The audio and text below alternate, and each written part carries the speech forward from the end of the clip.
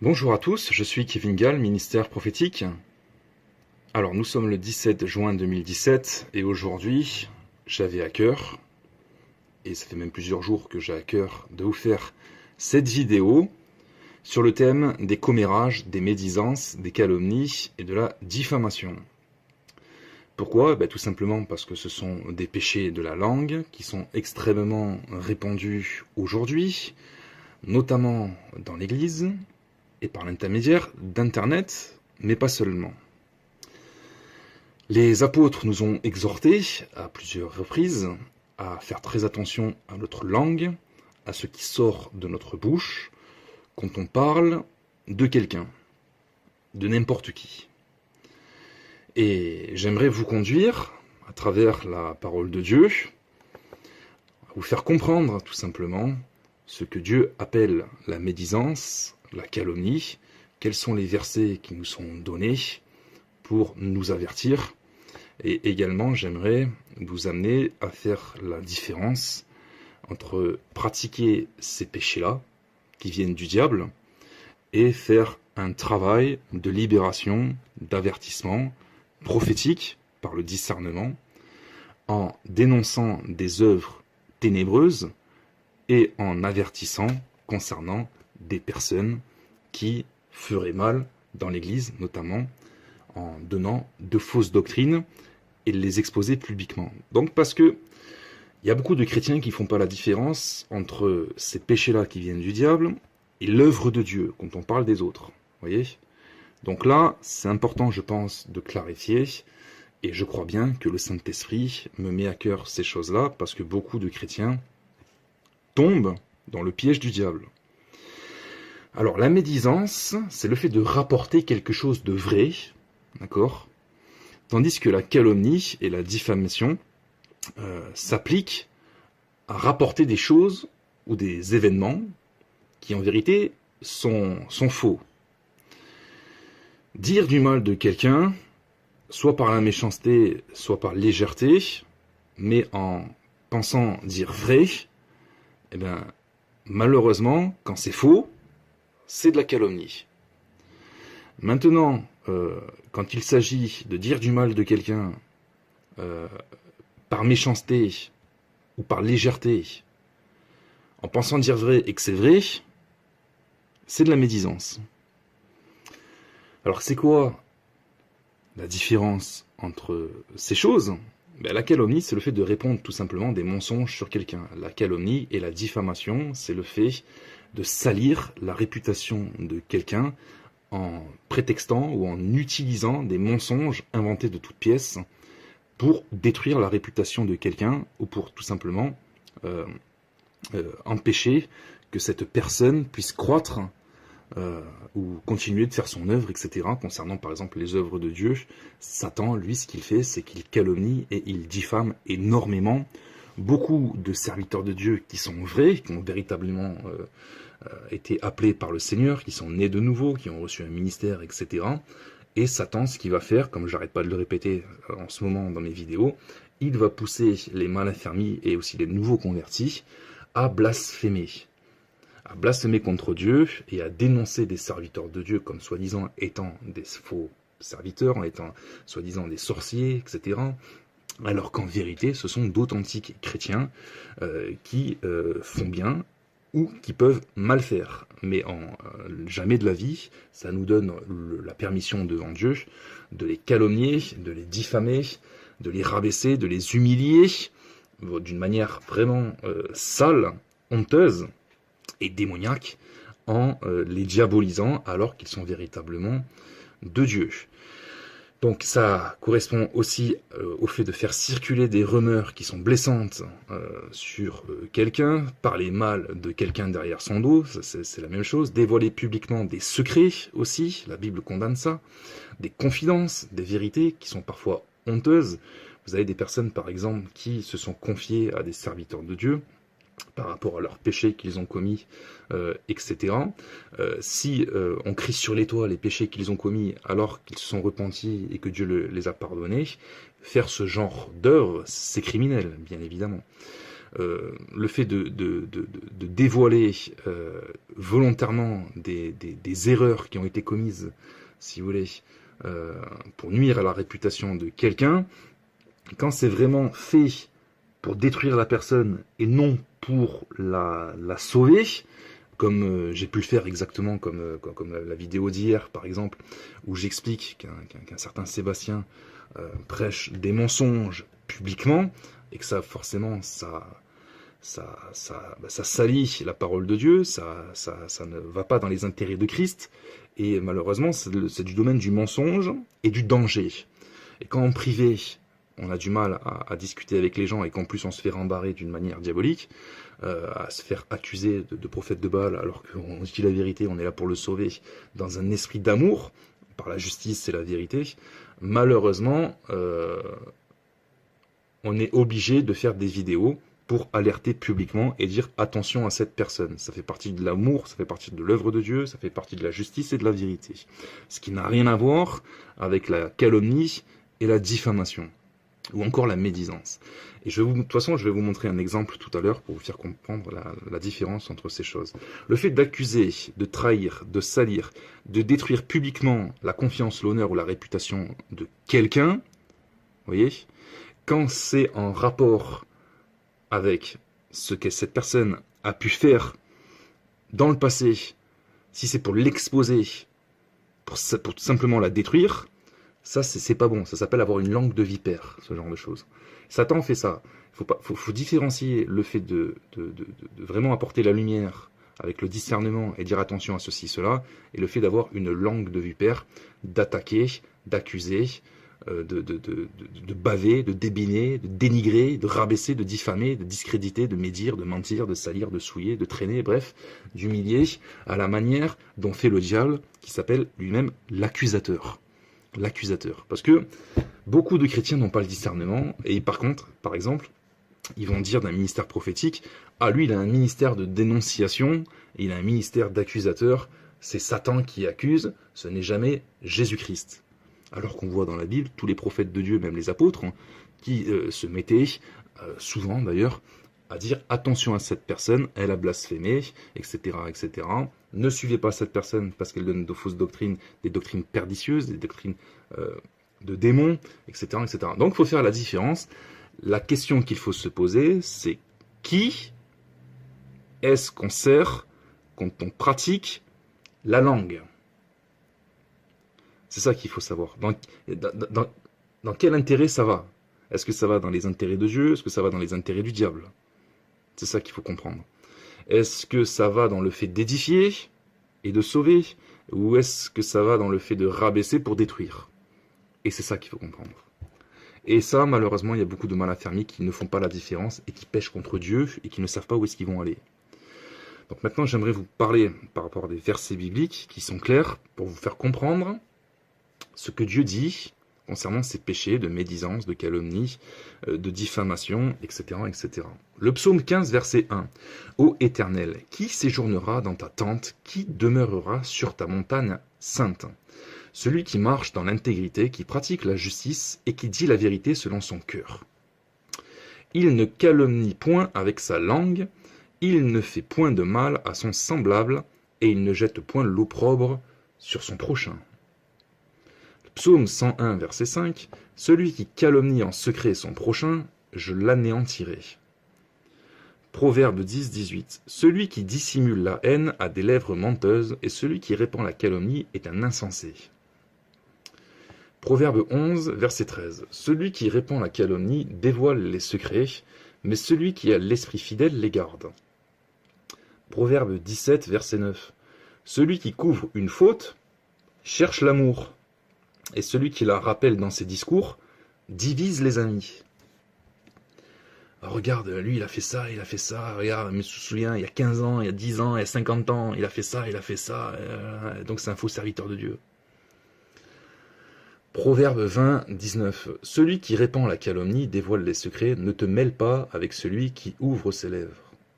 Et là, Satan s'en donne à cœur joie pour inspirer, souffler dans le cœur des mal-affermis, pour lui dire, vas-y, va ouvrir ta bouche toi aussi, continue, vas-y, envoie, contre lui, etc., etc. Et là, on ne sait pas ce qu'on fait à ce moment-là.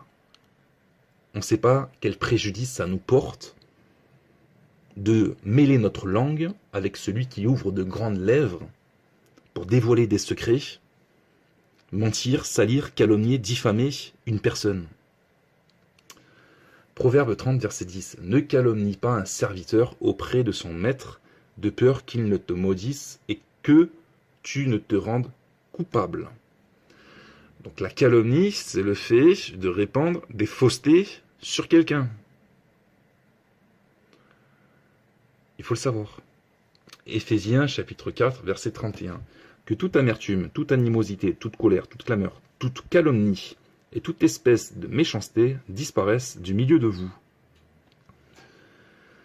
Colossiens 3, verset 8. Mais maintenant, renoncez à toutes ces choses, à la colère, à l'animosité, à la méchanceté, à la calomnie, aux paroles déshonnêtes qui pourraient sortir de votre bouche. La calomnie et les paroles déshonnêtes, c'est un petit peu la même chose. Il y a du mensonge, il y a des mauvaises intentions, c'est prémédité, c'est dans la volonté de nuire, c'est dans la volonté voilà, de répandre des erreurs, des mensonges, oui, des secrets, dans le but de parler de quelqu'un dans son dos, etc., de manière à ce que les gens, si vous voulez, aient une mauvaise opinion de la personne, alors que la personne, elle est tranquille, elle est dans son coin, elle fait son boulot, elle ne demande rien à la personne, etc. Donc c'est ça, avoir une langue de vipère. Satan travaille beaucoup dans ce domaine-là, sur Internet. Exode chapitre 20, verset 16. Tu ne porteras point de faux témoignages contre ton prochain. Exode 23, verset 1. Tu ne répandras point de faux bruits. Tu ne te joindras point aux méchants pour faire un faux témoignage. S'amuser à rentrer, si vous voulez, dans une rumeur qui n'est pas fondée, qui n'est pas véritable, qui n'est pas vérifiée, et s'amuser à la répandre sur Internet, mais c'est enfer direct. Et Patrick Gallarno s'était amusé à ça, justement. Il s'était amusé à faire un site Internet, si vous voulez, à me faire rentrer dans des discussions que j'ai jamais dites, à me faire parler alors que j'ai pas parlé, et donc à me calomnier, parce que dès que vous tapez mon nom sur Internet, vous avez également sa tête qui apparaît avec son profil et son blog. Et soi-disant, on me fait dire des choses que je n'ai jamais dites. Il écrit des histoires que c'est pas moi qui parle, quoi. C'est lui qui invente un personnage, Kevin Gall, et qui me fait parler alors que j'ai pas parlé. Et après, il veut donner des leçons, alors qu'il prêche, lui, l'impudicité, mais dans le sens de... Il n'y a pas de problème. Pour lui, la masturbation... la pornographie, on peut même le faire, enfin, il n'y a aucun problème avec ça.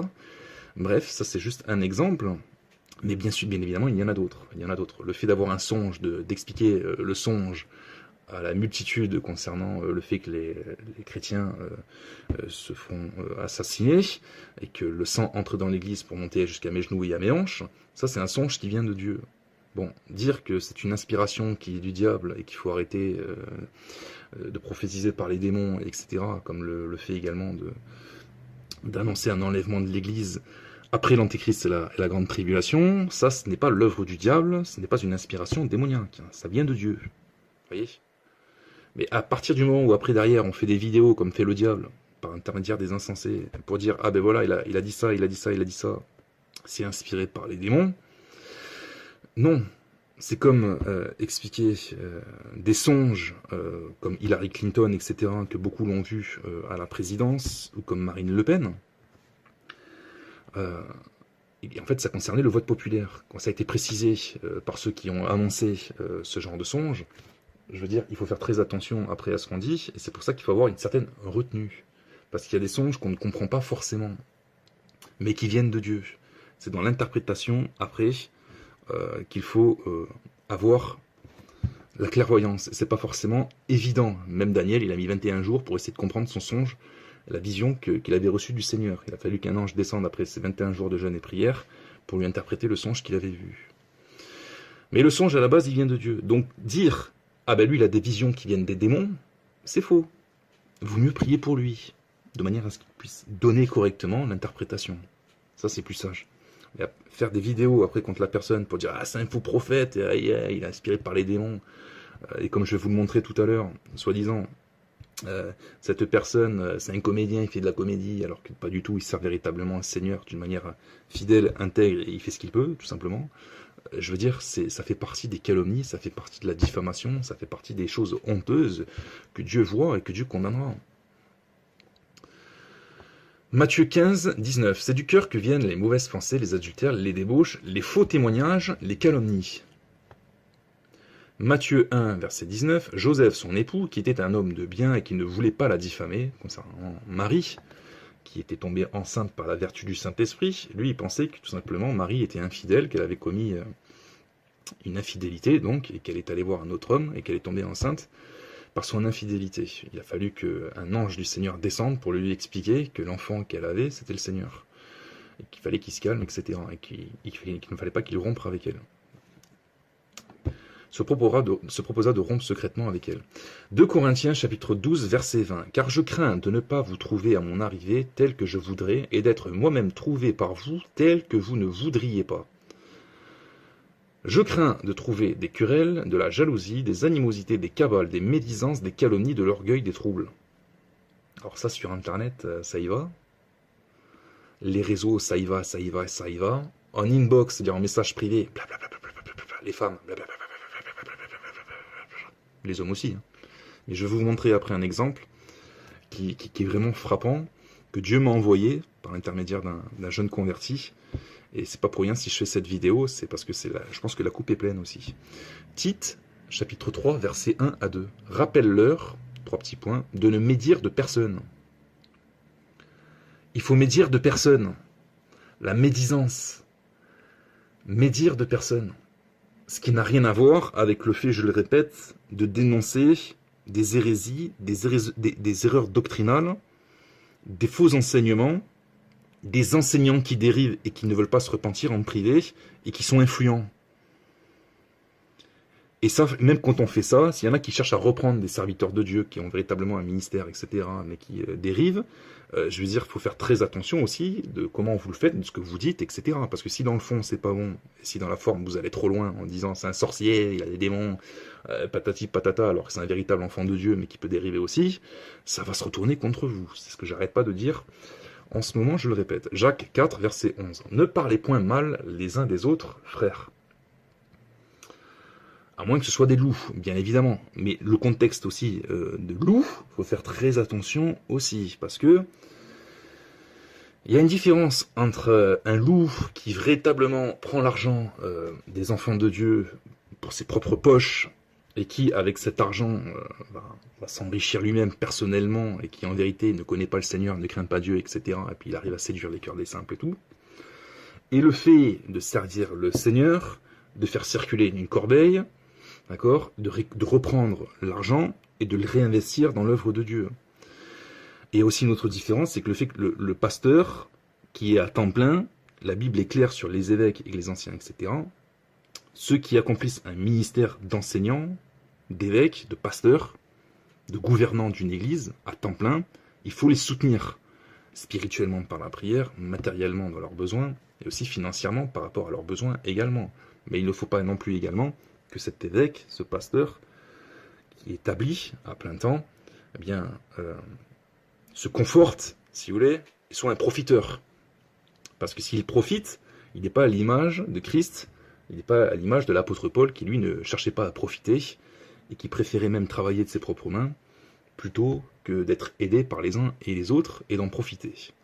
Et c'était pour Paul un sujet de gloire, qu'il ne voulait pas qu'on lui enlève. Et c'est cet état d'esprit qu'il faut conserver quand on est à temps plein pour le Seigneur. Donc il faut marcher dans le contentement, et comme il disait, si on a le manger et le boire, cela nous suffit. Jacques, chapitre 3, verset 6. La langue aussi est un feu, c'est le monde de l'iniquité. La langue est placée parmi nos membres, souillant tout le corps et enflammant le cours de la vie, étant elle-même enflammée par la géhenne. Beaucoup de personnes descendent dans la géhenne à cause des péchés de la langue. Et j'ai envie de dire, à l'heure actuelle, beaucoup de femmes qui sont dans le Seigneur ne connaissent pas les commandements de Dieu à leur égard. Et elles se permettent de toujours l'ouvrir, de toujours parler, de toujours répondre, de toujours intervenir, de toujours commenter, de toujours donner leur avis, alors que Dieu ne leur a jamais demandé de l'ouvrir, et que c'est pas comme ça que ça marche dans la vérité.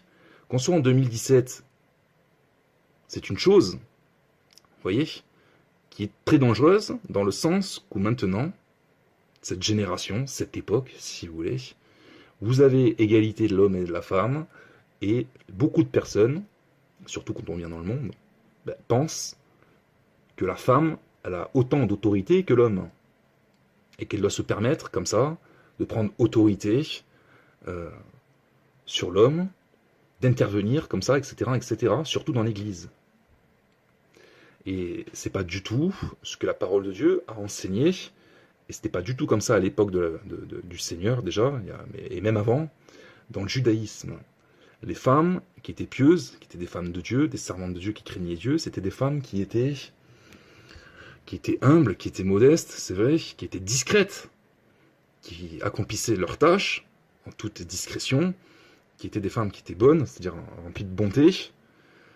Elles faisaient ce qu'elles avaient à faire, c'est vrai, dans les tâches. Et puis, elles servaient leur mari, elles servaient leur famille, elles servaient leurs enfants, etc. Bon. Et puis bon, elles avaient un voile également. Ça, c'est l'apôtre Paul, j'arrête pas de le dire dans mes enseignements, il n'a jamais aboli le voile dans l'Église.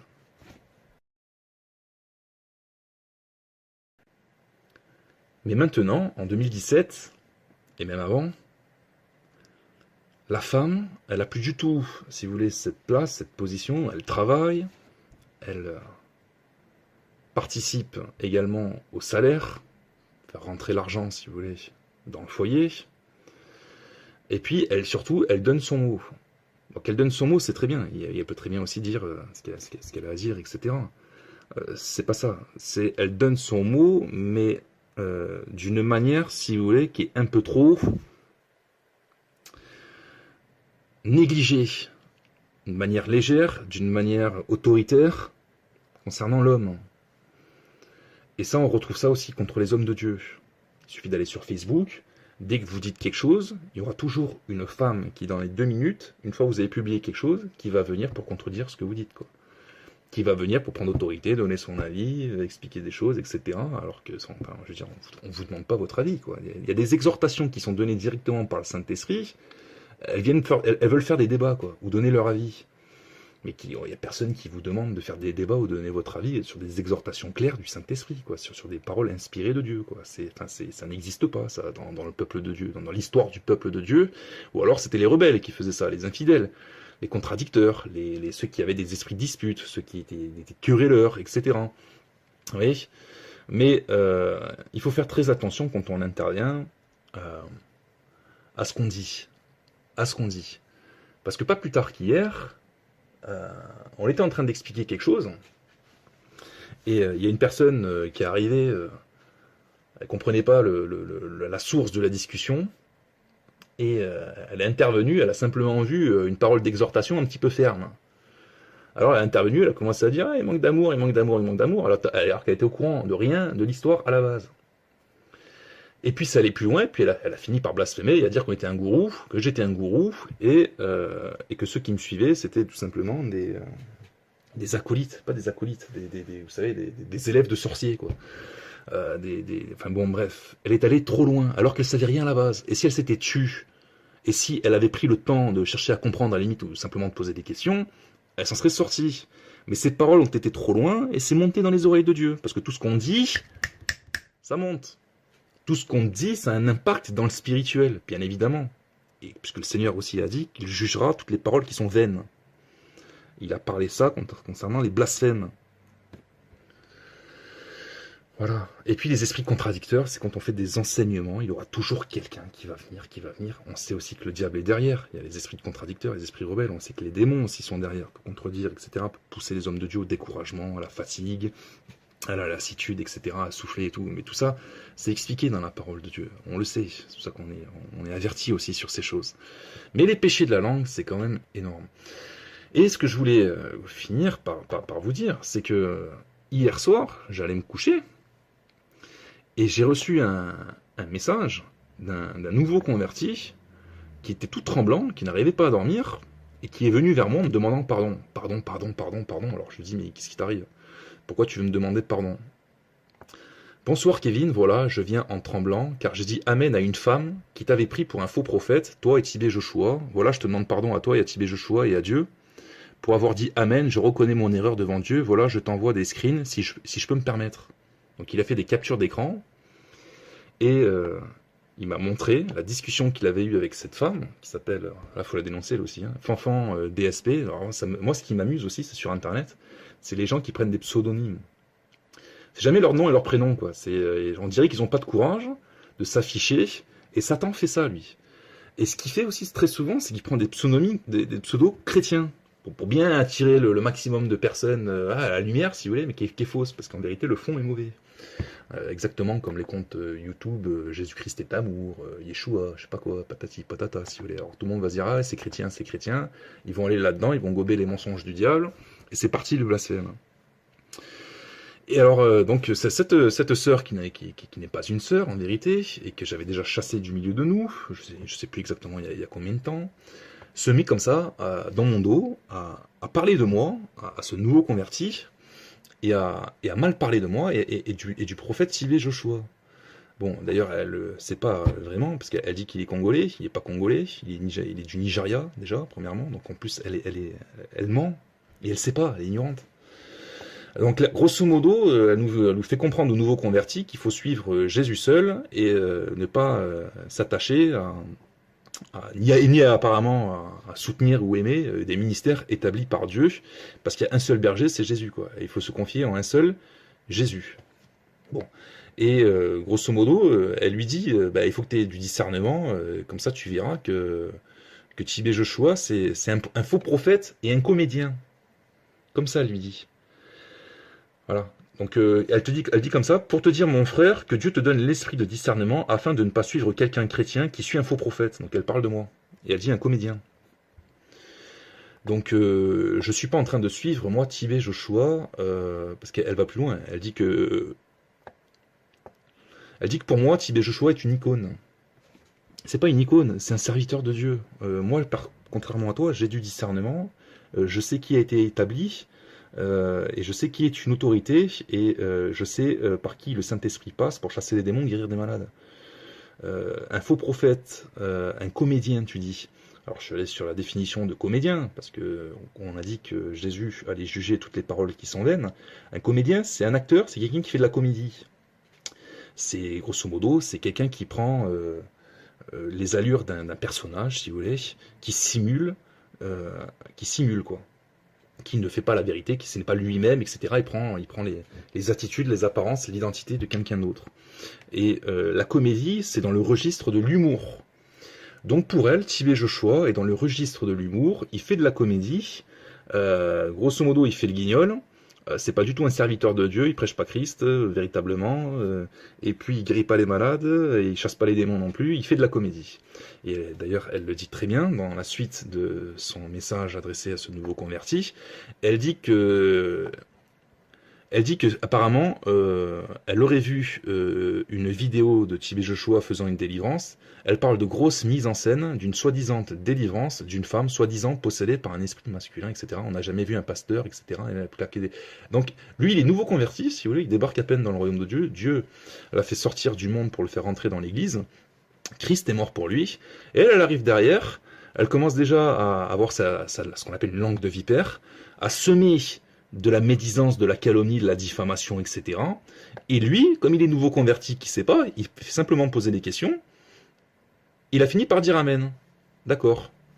Voilà. Et après, Dieu lui a parlé directement. Il est venu vers moi pour lui faire comprendre qu'on n'était pas des clowns. Et que des fois, il y a des songes qu'on ne comprend pas forcément. Et on a besoin d'interprétation, parce que je vous signale que Tibé Joshua, comme j'arrête pas de le dire, des prophéties, il en a donné je sais pas combien, qui sont tombées justes, qui sont vraies, et il chasse pas les démons par le prince des démons, il fait pas de la magie pour chasser les démons, et je vous ai encore publié une vidéo d'un pasteur qui prétendait que Tibé Joshua dormait avec les serpents, que c'était un sorcier, etc. Il a tout perdu, lui, il a perdu sa femme, il a perdu ses enfants, il a perdu son ministère, il a perdu la santé, il demande pardon, à genoux, quasiment, au prophète Tibé Joshua, Et la réponse de Tibet Joshua, ça n'a pas été de lui dire « je te pardonne, je te pardonne ». Il lui a dit tout simplement que les pasteurs du Nigeria, et notamment de Lagos, etc., ben, ils étaient aveuglés, que c'était dans la volonté de Dieu, justement, que ça se passe comme ça, de manière à ce qu'il puisse, lui, accomplir son ministère. Ce qui est vrai. Mais quand on n'a pas de discernement, alors elle appelle le jeune converti à avoir du discernement, mais elle n'en a même pas elle-même, hein, tu vois. Et elle se met à parler de moi dans mon dos. C'est pareil. Mais d'où tu te permets de dire que Tibet Joshua, c'est mon icône? C'est pas mon icône. Je défends la vérité. J'empêche les chrétiens de blasphémer contre le Saint-Esprit. Je fais l'œuvre de Dieu, justement. Et je dénonce ceux, comme toi, qui poussent les malaffermis, si tu veux, à médire, à calomnier, à diffamer et à blasphémer. Et ça, c'est insupportable devant Dieu. Voilà. Donc, ces péchés-là, si vous voulez, ils amènent en enfer. Et Dieu ne supporte plus ce genre de choses. Et ça n'arrête plus maintenant sur Internet. Parce qu'il n'y a plus de retenue, il n'y a plus de crainte de Dieu, chacun dit ce qu'il veut, j'arrête pas de le dire.